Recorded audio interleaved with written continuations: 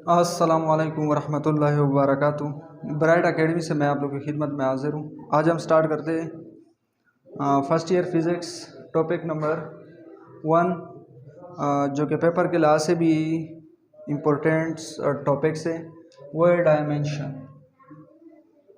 क्योंकि chapter number 1 में जो पेपर के मुताबिक जो क्वेश्चन आते हैं वो डायमेंशन से आते हैं। सबसे पहले आपने समझना है कि डायमेंशन क्या होता है, किस चीज़ को कहते हैं, डिफिनेशन। उसके बाद आगे इसका जो भी इक्वेशन होते हैं उनका डायमेंशन आपने मालूम करना है। तो सबसे पहले डिफिनेशन क्या है? Dimension is the measurement of something. किसी भी चीज़ की पैमाइश को हम क्या कह सकते हैं? डायमेंशन। एग्जाम्पल, आपके पास ये मार्कर है। अब अगर इस मार्कर का मैं लेंथ के लिहाज से देखो तो ये लेंथ आपके पास क्या होता है? Dimension. That is a dimension.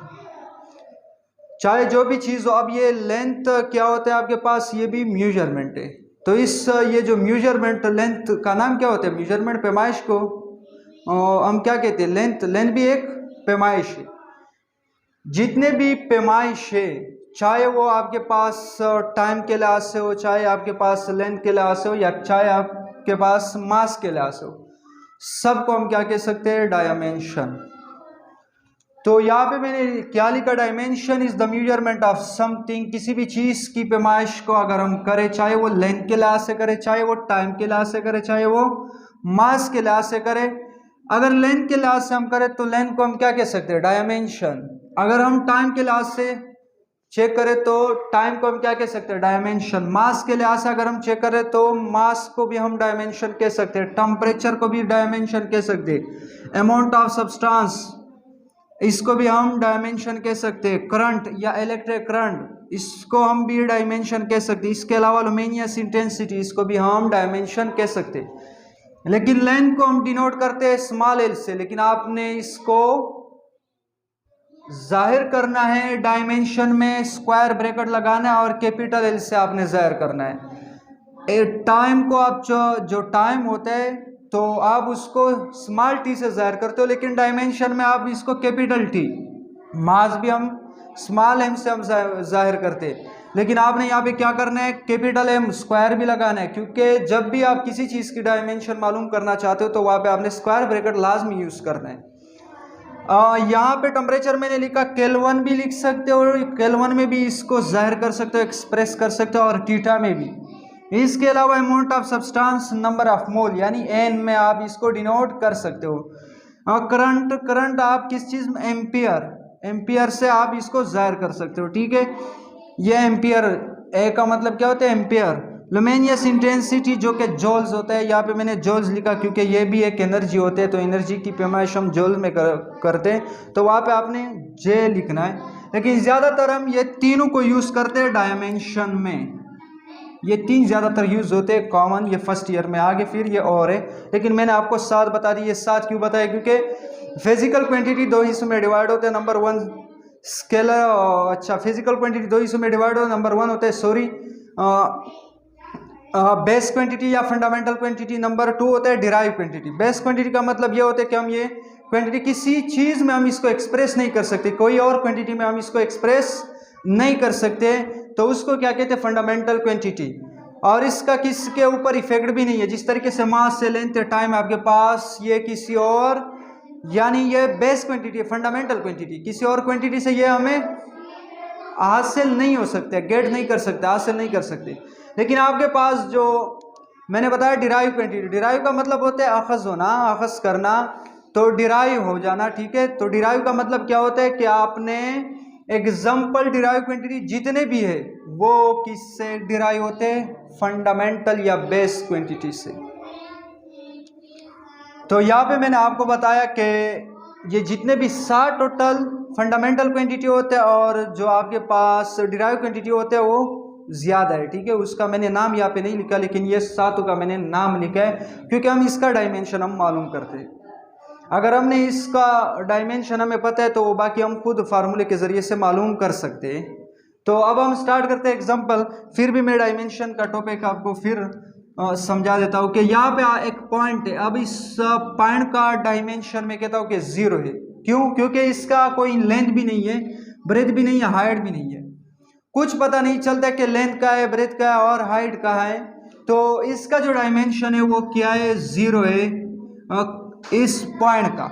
लेकिन अगर मैं कहूँ कि यह आपके पास से एक लाइन है तो इस लाइन का डायमेंशन है, क्योंकि यहाँ से लेकर यहाँ तक ये इसको हम क्या कह सकते हैं? लेंथ। यहाँ से लेकर यहाँ तक ये लेंथ है। हाइट है, हाइट का क्या मतलब होता है कि हम किस चीज़ में इसको डिनोट करते हैं? एल, क्योंकि ये भी डिस्टेंस है। इसके अलावा आपके पास एक दूसरा रोड है, ये मैंने आपके पास रोड बना दिया, ठीक है। अब ये भी है और ये, अच्छा ये जो मैंने लकीर बनाया था इसको हम 1 डायमेंशन कहते हैं, 1D। 1D का क्या मतलब होता है? 1 डायमेंशन। यहाँ पे आपके पास ये क्या होता है? ब्रेथ और ये हाइट होता है, ठीक है, या लेंथ समझो। दोनों को हम किस चीज में जाहिर करते हैं? एल में। दोनों को हम किस चीज में जाहिर करते हैं? एल में। तो यहाँ पे इसका जो डायमेंशन है वो क्या है? 2D। 2D इसका डायमेंशन है। अब इसके अलावा एग्जांपल एक दूसरा चीज यहाँ पे मैं बना देता हूँ। ये आपके पास एक बॉक्स है, ठीक है,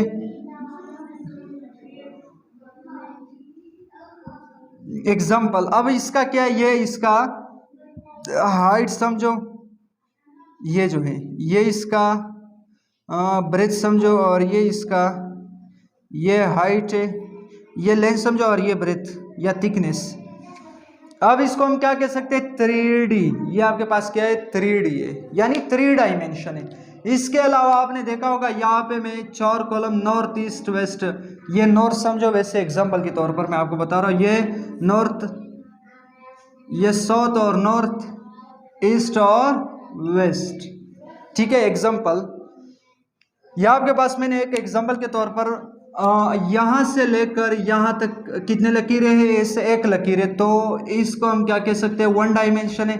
यहाँ से लेकर वहाँ तक कितने लकीरें? 1 लकीर है, तो ये 1 डायमेंशन। 1 और 1 टोटल कितने होते हैं? 2 डायमेंशन है, ठीक है। लेकिन अगर मैं यहाँ पे लकीर बना दूँ, कितने डायमेंशन हुए?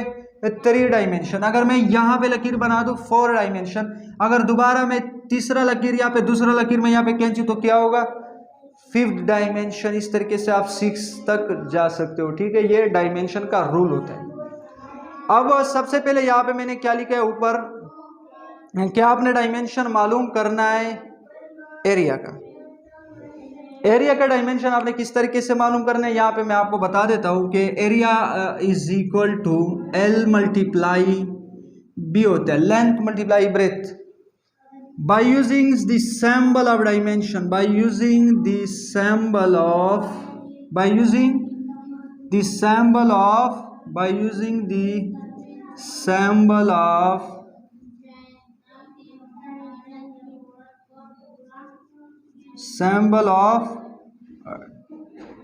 डायमेंशन, डायमेंशन का सैम्बल आपने यूज करना है, ठीक है।